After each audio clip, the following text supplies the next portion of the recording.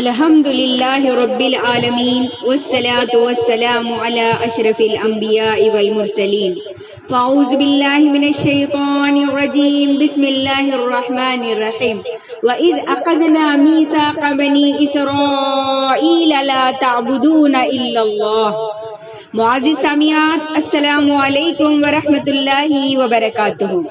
ہم دیکھ رہے ہیں زکوٰۃ کی فضیلت۔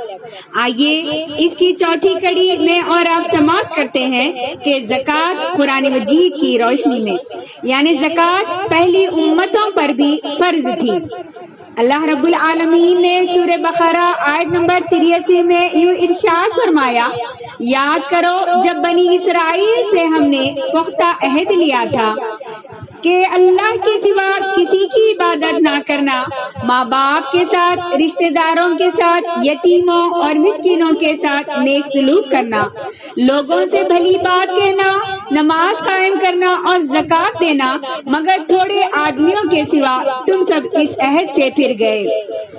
اسی طریقے سے اللہ رب العالمین نے سورہ مریم میں یوں ارشاد فرمایا، اسماعیل اپنے گھر والوں کو نماز اور زکوٰۃ کی تاکید کیا کرتے تھے اور وہ اپنے رب کے نزدیک بڑے پسندیدہ انسان تھے۔ تو اس آیت سے معلوم ہوا کہ صرف امت محمدیہ پر زکوٰۃ فرض نہیں ہوئی، بلکہ پہلے کے نبیوں کی امتوں پر بھی زکوٰۃ فرض تھی۔ اسی طریقے سے اللہ رب العالمین نے سورہ مریم میں یوں ارشاد فرمایا، اللہ تعالیٰ نے مجھے یعنی عیسیٰ علیہ السلام کو حکم دیا کہ جب تک زندہ رہے نماز قائم کریں اور زکوٰۃ ادا کرتے رہیں۔ ادائیگی زکوٰۃ ایمان کی نشانی اور حرمت جان کی ضمانت ہے، یہ چیز بھی میں اور آپ جان لیں۔ پس اگر یہ کافر توبہ کر لے اور نماز قائم کرے، زکوٰۃ دے تو یہ تمہارے دینی بھائی ہیں، لہٰذا ان کے خلاف جنگ نہ کرو، اور جاننے والوں کے لیے ہم اپنے احکام واضح کیے دیتے ہیں۔ سورہ توبہ میں اللہ رب العالمین نے یہ بات ارشاد فرمائی۔ زکوٰۃ اللہ رب العالمین کی رحمت کا وسیلہ ہے۔ اللہ رب العالمین نے سورہ نور میں یوں ارشاد فرمایا، وَأَقِیمُوا الصَّلَاةَ وَآتُوا الزَّکَاةَ وَأَطِیعُوا الرَّسُولَ لَعَلَّکُمْ ترحمون۔ نماز قائم کرو، زکوٰۃ دو اور رسول اللہ صلی اللہ علیہ وسلم کی اطاعت کرو، امید ہے تم پر رحم کیا جائے گا۔ زکوٰۃ گناہوں کا کفارہ اور تزکیہ نفس کا ذریعہ ہے۔ اللہ رب العالمین نے سورہ توبہ میں یوں ارشاد فرمایا، خذ من اموالہم صدقۃ تطہرھم وتزکیہم بہا وصل علیہم ان صلاتک سکن لہم واللہ سمیع علیم۔ اے نبی صلی اللہ علیہ وسلم، تم ان کے اموال سے زکوٰۃ لے کر انہیں گناہوں سے پاک اور صاف کر دو اور ان کے حق میں دعائے رحمت کرو، کیونکہ تمہاری دعا ان کے لیے معجب تسکین ہوگی۔ اللہ تعالیٰ سب کو سنتا اور جانتا ہے۔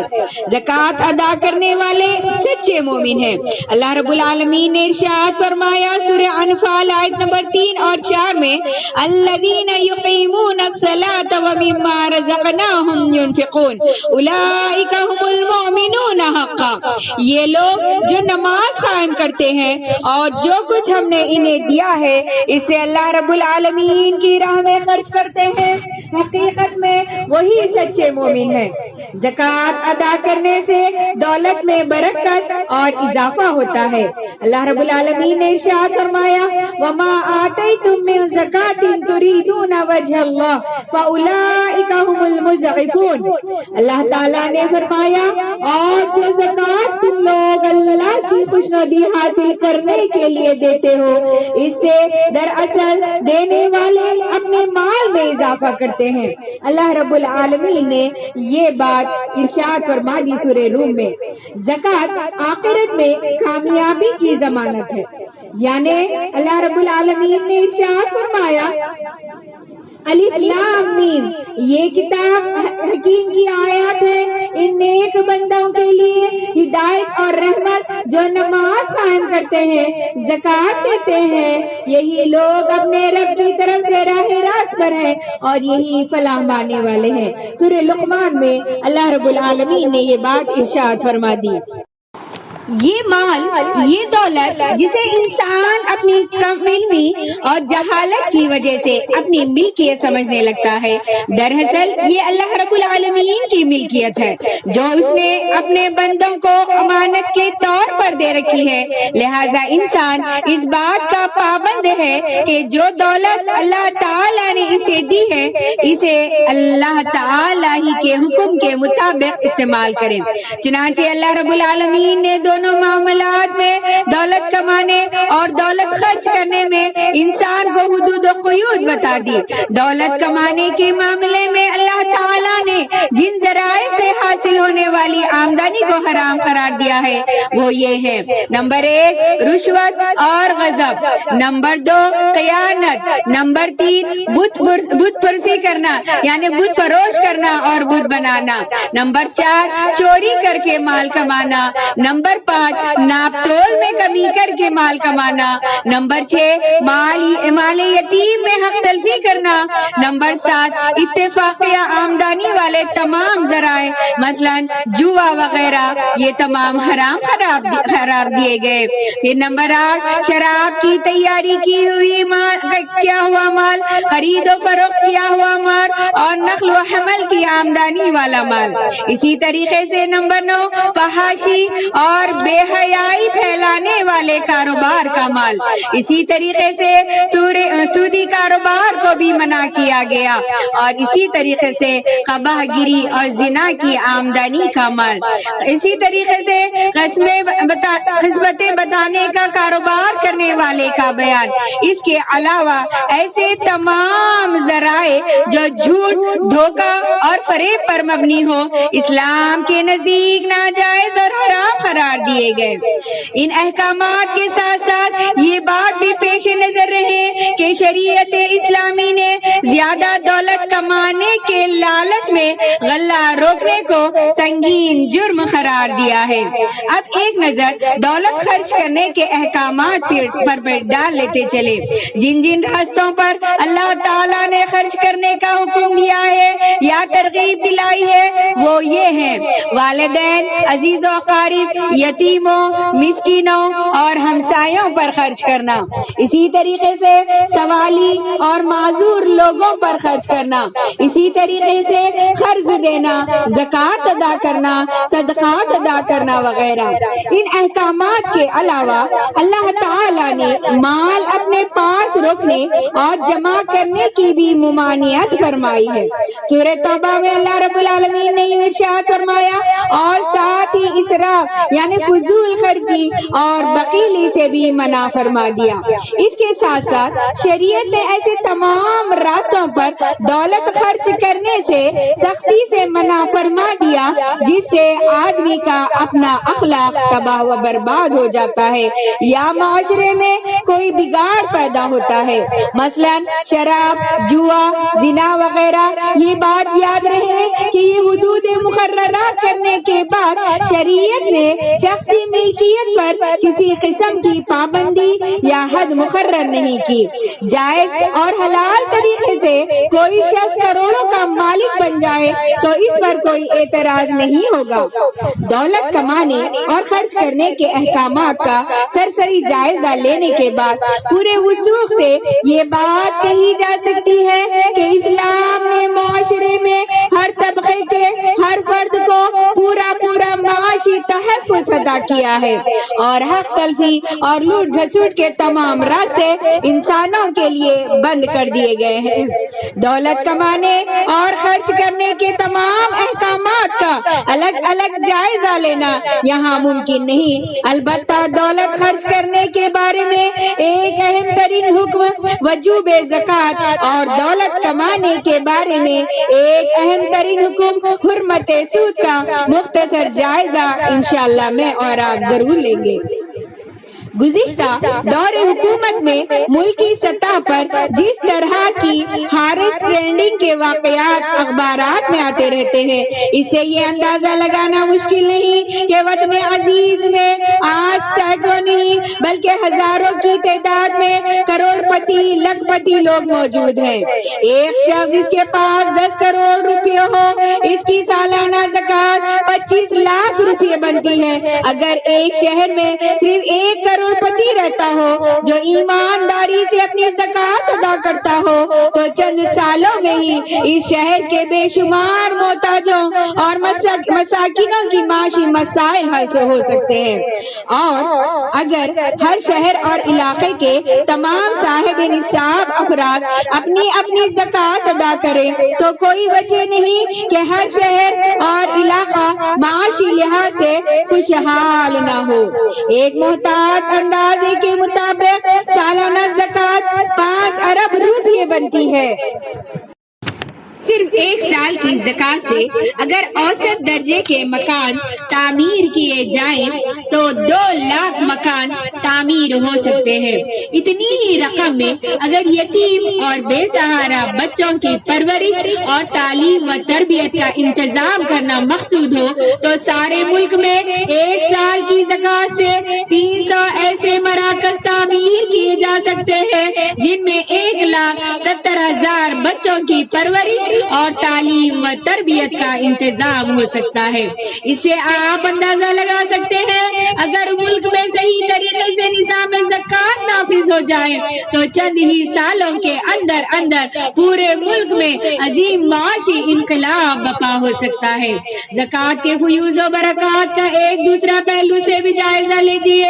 सिर्फ 1 साल की ज़कात 5 अरब रुपये से जहाँ 2 लाख बेखानुमा लोगों को जो घर मैसर आएंगे और 1,70,000 बच्चों की किफालत होगी, वहाँ 2 लाख मकानों की तामीर या 300 मराकज़ की तामीर के लिए 5 अरब रुपये गर्दिश में आएगा, जिसका कसीर हिस्सा कारीगरों, मिस्त्रियों, मजदूरों और दुकानदारों के हाथों में जाएगा, जो बराह रास्त आम आदमी की खुशहाली का बाइस बनेगा।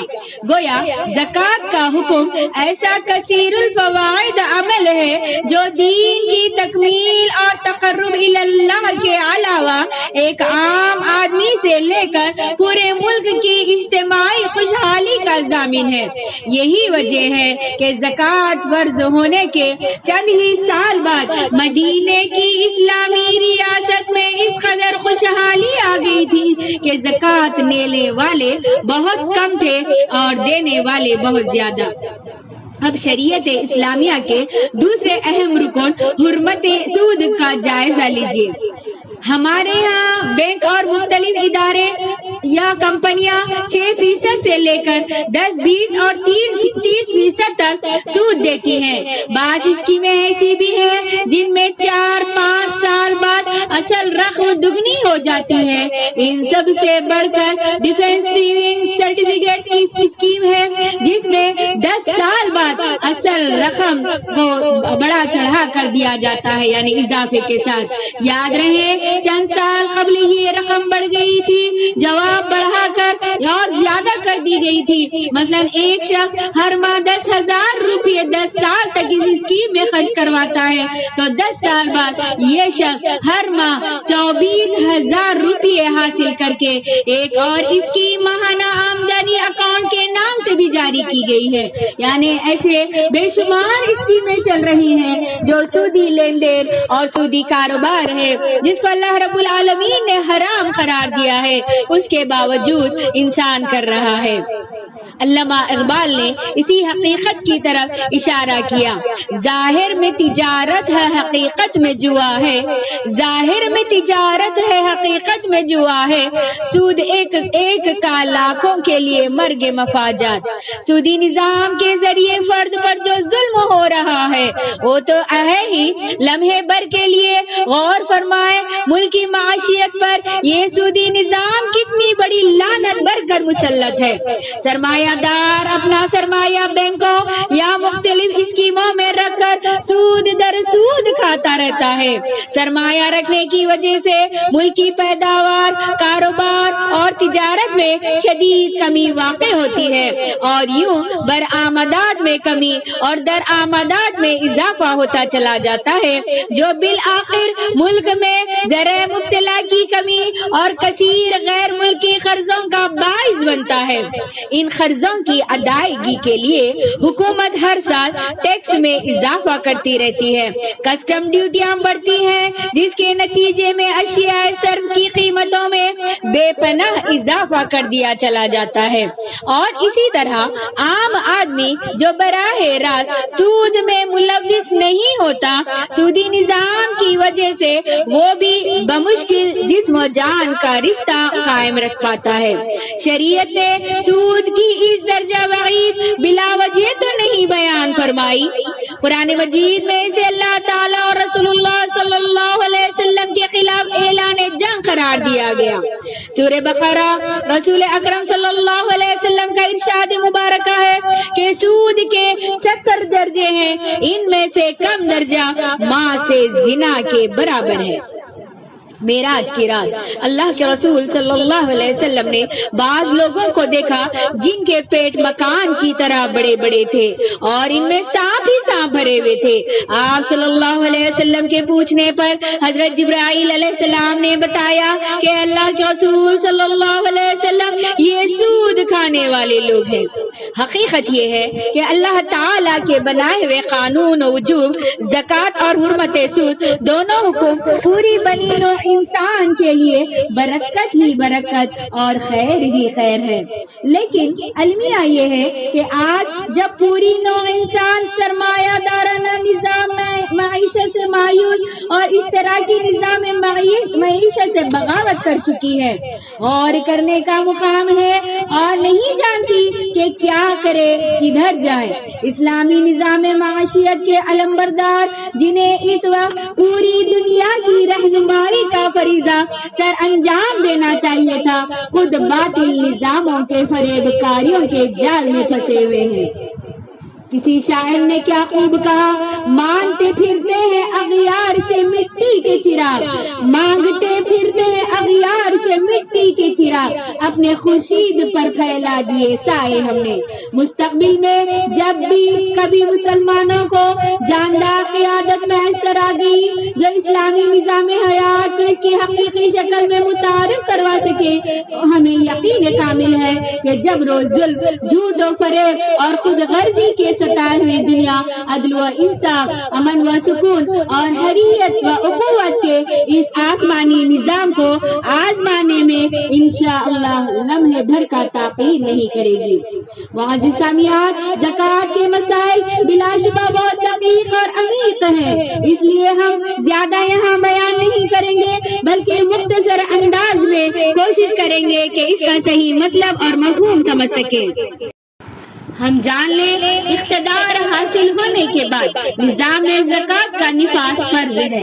اللہ رب العالمین نے سورہ حج میں یوں ارشاد فرمایا، الذین ان مکناہم فی الارض واقاموا الصلاۃ وآتوا الزکاۃ وامروا بالمعروف ونہوا عن المنکر وللہ عاقبۃ الامور۔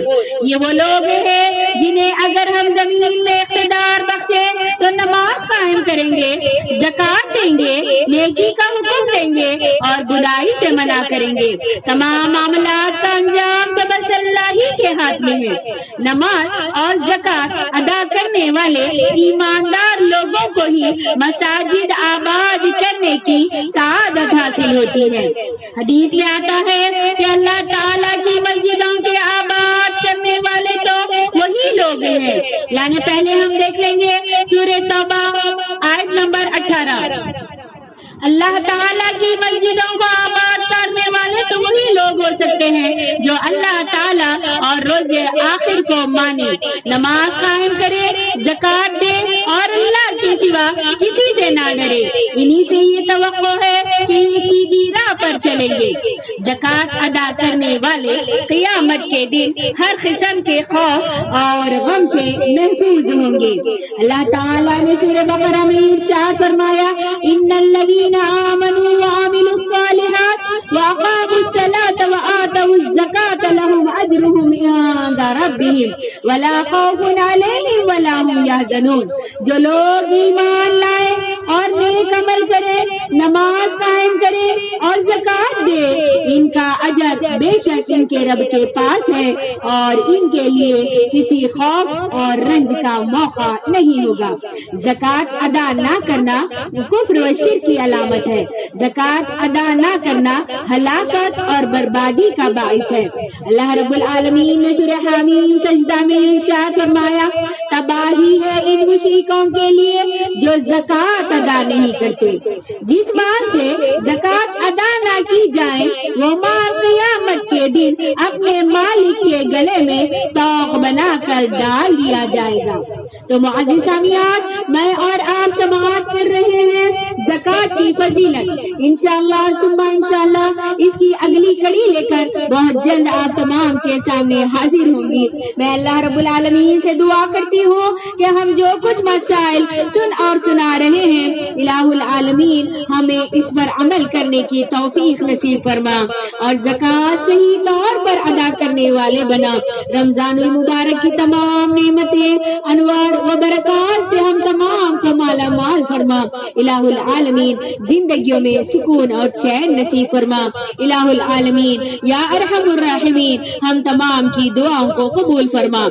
آمین ثم آمین وآخر الدعوانا ان الحمد للہ رب العالمین۔ السلام علیکم ورحمۃ اللہ وبرکاتہ۔